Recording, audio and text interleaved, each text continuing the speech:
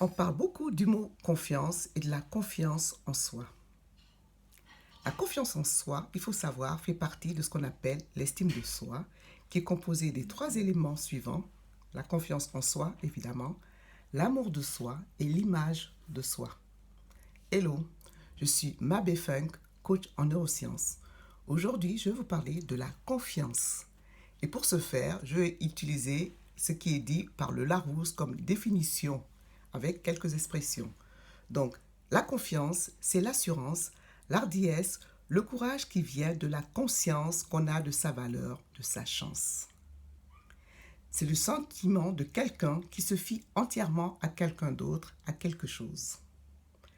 C'est le sentiment d'assurance, de sécurité qu'inspire au public la stabilité des affaires de la situation politique. Quelques expressions donc. Avoir confiance en quelqu'un, en quelque chose. Avoir la confiance de quelqu'un. La confiance en soi. Donner, inspirer confiance à quelqu'un. Expression de confiance. En toute confiance. Faire confiance à. Mettre sa confiance en. Et pour terminer, il arrive qu'on perde confiance.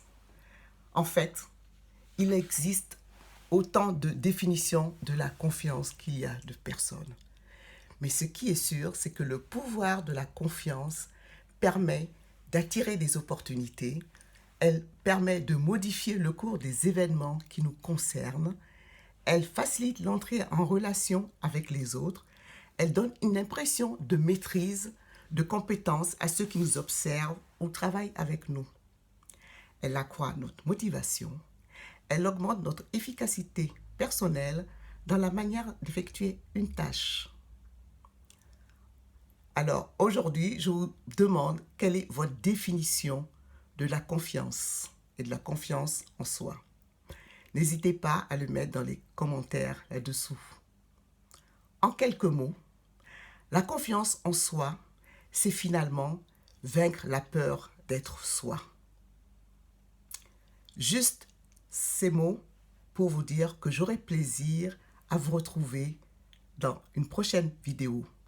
En attendant, je vous souhaite d'oser être vous-même. Ciao, ciao, Mabé.